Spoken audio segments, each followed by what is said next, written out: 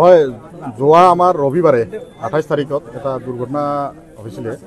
ইয়াৰে এজন হাবুল বুলি এজন মানুহ আছে, তেখেতৰ তাতে আমাৰ ইয়াৰ এজন ভাইটি এজন পইচা পাইছিল, তাৰ ওচৰত পইচা পাওনি আছিল। এই পইচা মানে চাবলৈ গৈছিলে তেখেতৰ ঘৰত, ৰাতি মোটামুটি 7টামান সন্ধিয়া টাইমত গৈছিলে। সেই সময়ত কি কৰিলে, তাৰ দেউতা এই হাবুলক ফোন কৰিলে, তাৰ ল'ৰাক ফোন কৰাৰ পিছত কিবা কিবি আলোচনা কৰাৰ পিছত তেখেতক মানে ধমকি দিছিল, কিবা কিবি মাৰাৰ কাৰণে ধমকি দিছিল আৰু ভয় ভাবুকি দিছিল। তেতিয়া কি কৰিলে, ইহঁতে অলপ মনে মনে অলপ আঁতৰি আহিল। আৰু সেইখিনি সময়তে হাবুল, আমি শুনা মতে ইহঁতে মানে ক'ত বা বেংগলত থাকে, বেংগলৰ পৰা কি ক'লে, আমাৰ তামাহাট অচি ছাৰক কল কৰি কিবা এটা জনাই দিলে। আৰু এফআইআৰো দিয়া নাই।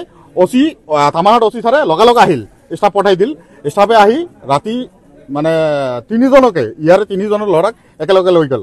লৈ যোৱাৰ পিছত কি কৰিলে, ৰাতি 10টামান বজাত থানাৰ পিছফালে আন্ধাৰত লৈ যাই এজন এজনকৈ মানে লাঠিৰে পুৰা কোবালে। এনেকুৱা অৱস্থা। তাৰপিছত আমি খবৰ পোৱা মানে তৎক্ষণাত আমি যাওঁ, ৰাতি 11টামান বাজিছে। সেই সময়ত যাৱাৰ পিছত আমি হাতবিলাক চালোঁ, ল'ৰাবিলাকৰ হাতৰ এইফালে উল্টা ফালে মাৰিছে, এটা ক্ৰিমিনেল মাৰি দিছে। এই ল'ৰাবিলাকক একো ভুল কৰা নাই। ইহঁতে নিজৰ পইচা পাইছিল, পাওনি আছিল, সেই ভিত্তিত গৈছিলে পইচা চাবলৈ।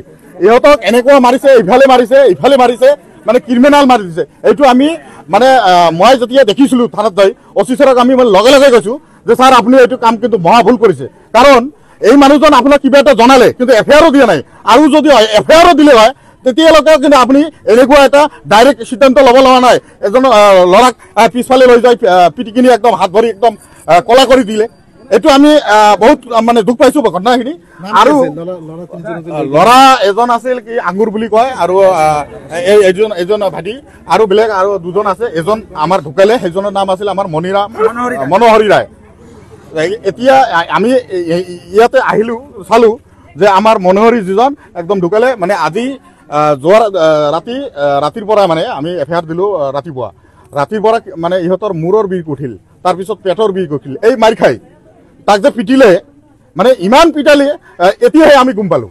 মানে তাততো আমি ৰাতি যোৱাৰ পিছতো আমি লগে লগে গম নাপাওঁ, হয়তো মাৰিছে, চামৰাত মাৰিছে, আমিতো গম নাপাওঁ। তাৰপিছত কি হ'ল, এইবিলাক কলা পৰি গ'ল। এতিয়া ৰাতিপুৱা মানে হস্পিটেলত লৈ যাওঁ বুলি ওলালে, আধা বাটতে হাতীদুৰা বজাৰতে এই সন্মুখতে তিনিআলিত তাতে মানে মৃত্যুবৰণ কৰিলে। এতিয়া আমি এই হাবুল বুলি মানুহজন, তাক আমি আমাৰ প্ৰশাসনক আমি দাবী জনাইছোঁ, অতি সোনকালে 1-2 ঘণ্টাৰ ভিতৰত তাক এৰেষ্ট কৰিব লাগে। আৰু এই ল'ৰাজনৰ উচিত এটা ন্যায় দিব লাগে পুলিচ প্ৰশাসনে। আৰু আমাৰ তামাহাট যিজন অচি আছে, এই কপিল বৰা বুলি, তাক ইমিডিয়েট 1 ঘণ্টাৰ ভিতৰত তাক ছাছপেণ্ড কৰি দিব লাগে। এইটো আমাৰ দাবী থাকিল আক্ৰাসৰ তৰফৰ পৰা। নহ'লে আমি থানা ঘেৰাও কৰিম আৰু ইয়াত ভয়ংকৰ আন্দোলন গঢ়ি তুলিম। কাৰণ আমাৰ ডেকা এজন ভাইটি আমাৰ মৰি গ'ল, তেওঁ আৰু কোনো দিনো ঘূৰি নাহে। সেইটো হ'ল কথা। তাক লেজ্জ জাষ্টিছ দিব লাগিব। বাছ হয়, আজি চাওক আমাৰ মেছপাৰা গাঁৱৰ আজি হাবুল বুলি এজন কণ্ট্ৰেক্টৰ আছে ইয়াত, APDCLৰ মানে কণ্ট্ৰেক্টৰী কৰে। তেওঁ এজন মাফিয়া ৰাজ চলায় এই অঞ্চলত। চলাওঁতে তেওঁলোকৰ লগত মানে এই গাঁৱৰ ল'ৰাবিলাক কাম কৰাৰ পিছত এতিয়া দুৰ্গা পূজা আহিছে। দুৰ্গা পূজাত তেওঁলোকৰ পৰা তাত পইচা পায়, পইচা খুজিবলৈ গৈছিল তেওঁৰ ঘৰত। তেওঁৰ ঘৰত যোৱাৰ পিছত তেওঁৰ দেউতাকে হাবুলক ফোন কৰিলে যে ল'ৰাবিলাক আহি পইচা খুজি আছে। তেওঁ ফোন কৰাওঁতে তেওঁ আকৌ উল্টা কি কৰিছে, উল্টা মানে ল'ৰাবিলাকক ফচোৱাৰ চেষ্টা কৰিছে। তেওঁ কৈছে যে ঘৰত আহি অত্যাচাৰ কৰিছে। তাৰপিছত তেওঁ থানাত ফোন কৰি দিয়াৰ পিছত অচি ছাৰে 3জন ল'ৰাক উঠাই লৈ যায়, কোনো এফআইআৰ নোহোৱাকৈ 3জন ল'ৰাক উঠাই লৈ যায়। অচি ছাৰ এনেকুৱা এজন অচি, আমাৰ থানা আৰক্ষী বিষয়া, মানে এনেকুৱা পিটিছে, পিটোতে 2-2জন ল'ৰাতে ইতিমধ্যে দেখা পাইছে, আপোনালোকৰ কেমেৰাই দেখা পাইছে কেনেকুৱা হৈছে। এজন আজি মনোহৰি ৰায় যিজন ল'ৰা, তেওঁৰ মৃত্যু হ'ল। চাওক, এজন আমাৰ কৌজাবনী জনগোষ্ঠীৰ পৰা এজন অনা অসমীয়া ল'ৰা, তেওঁ বিদেশী বুলি ক'ব লাগিব, কাৰণ তেওঁ ইয়াৰ ভোটাৰে নহয়। তেওঁ হাবুল বুলি যেজন ল'ৰা, জন APDCL মাফিয়া ৰাজ চলাই আছে ইয়াত, তেওঁ এজন ইয়াৰ এইখন গাঁৱৰ ভোটাৰ নহয়। এই ৰাইজে কৈ আছে, এইখন গাঁৱৰ ৰাইজে, কাৰণ তেওঁক উচিত মানে শাস্তি দিব লাগে। 12 ঘণ্টাৰ ভিতৰত মই ধুবুৰী প্ৰশাসনক দাবী জনাইছোঁ, 12 ঘণ্টাৰ ভিতৰত তেওঁক হাবুলক এৰেষ্ট কৰিব লাগে। ইণ্ডিয়াৰ ভিতৰতো তেওঁ আছে, বাহিৰতো যোৱা নাই, তেওঁক এৰেষ্ট কৰিব লাগে। আৰু তামাহাটৰ অচি ছাৰ যিজন আজি গৰুৰ নিচিনা কোবাইছে, কোবাৰ ফলত আজি মানুহ এজন আমাৰ কৌজাবনী জনগোষ্ঠীৰ এজন খিলঞ্জীয়া ল'ৰাক আজি শেষ কৰি পেলালে। এইটো প্ৰশাসন নেকি? য'ত CM ছাৰে কৈ আছে যে একদম ভালকে প্ৰচেষ্টা কৰিব, কোনো হাত দিব নোৱাৰে, মৰমত বুজাই দিবা, থানাত গ'লে চাহ একাপ খুৱাই পঠাই দিবা।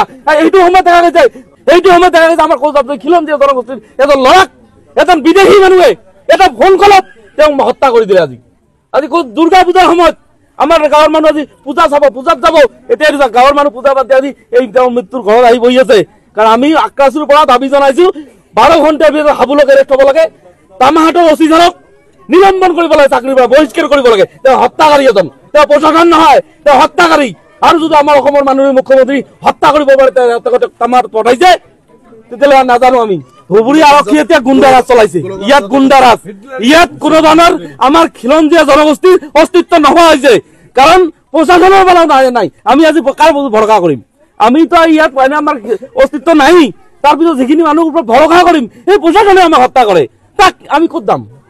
আমি অসমৰ মাননীয় মুখ্যমন্ত্ৰী ডাঙৰীয়াক কৈছো, এই মেছপাৰা গাঁৱৰ ঘটনালৈ তামাহাট থানাৰ যিজন আমাৰ ভাৰপ্ৰাপ্ত আৰক্ষী বিষয়া আছে, তেওঁক চাকৰিৰ পৰা একেবাৰে বিদায় দিব লাগে, ছাছপেণ্ড নহয়, তেওঁক একেবাৰে বিদায় দিব লাগে। আৰু নহ'লে আমাৰ এই জনগোষ্ঠীৰ এজন ল'ৰা মনোহৰী ৰাইজে এজন ঢুকাইছে, তেখেতক আনি দিব লাগে। ঘটনা মানে ৰবিবাৰে সন্ধিয়া টাইমত আৰু মইতো হাবুল আছে ইলেক্ট্ৰিক কণ্ট্ৰেক্টৰ, ওর থেকে মই টাকা পাওঁ 21,000 টাকা। ওর ফোন করলে ফোন রিসিভ না করে, পাছত মই ওর বাড়ি গেলাম, মানে জানার জন্য গেলাম। পূজার ভাবে গেছে, পূজা সেইভাবে গেছে।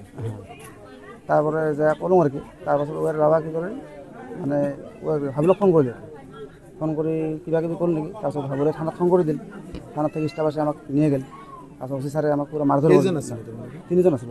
কি কি নাম কি আছে? মই আছিলোঁ, মই ৰাকেশ কুমাৰ ৰায়, আৰু এই মনোহৰী ৰায়, আৰু এজন গণেশ ৰায়। 3জন আছে। অঁ, পুলিচে লৈ গ'ল থানা। অঁ, থানাত লৈ গ'ল। তাৰপিছত কি লৈ যায় আমাক একো সোধ নকৰিলে, গাড়ীৰ পৰা নামাই কিনে আমাক এজন এজনকৈ পিছুৱাই লৈ যায়, পিটিলে আমাক। তাৰপিছত ভিতৰত সোমাই দিল। তাৰপিছত অলপ পিছত আমাৰ গাঁৱৰ মানুহবিলাক গ'ল, দাদাহঁত খুৰাহঁত সকলো গ'ল, যাই কিনে আলোচনা কিবা কিবি কৰিল। তাৰপিছত মেডিকেল কৰিবলৈ গ'ল আমাক। মেডিকেল কৰিবলৈ যে আমাক বাৰাণ্ডাতে বহাই থ'ল, ডক্টৰৰ লগত আমাৰ মানে দেখাই নহ'ল।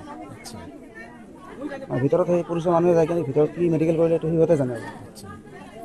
তাৰপিছত এনেই ৰিপৰ্ট লৈ আহে, এনে ৰিপৰ্ট লৈ আহিল। তোমালোকক যে মাৰিলে হাত চাত ফাটিলে, আমাক দেখাই নাই ডক্টৰে, ডক্টৰে আমাক দেখাই নাই।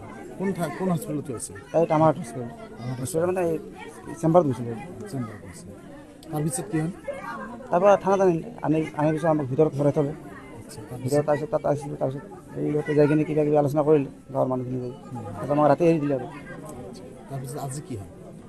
আজি আমাৰ মোৰ লগত গৈছিল, সেই আজি ঢুকালে মানুহজন, মাৰ খাইছে, বেয়াকৈ মাৰিছে। বেয়াকৈ মাৰিছিল। কোনে ঢুকালে? এই মনোহৰী ৰায়, মোৰ লগত যোন আছে আৰু। কোনে মাৰিছে? আমাৰ ওচি ছাৰ কপিল বৰা, তামাহাট থানাৰ।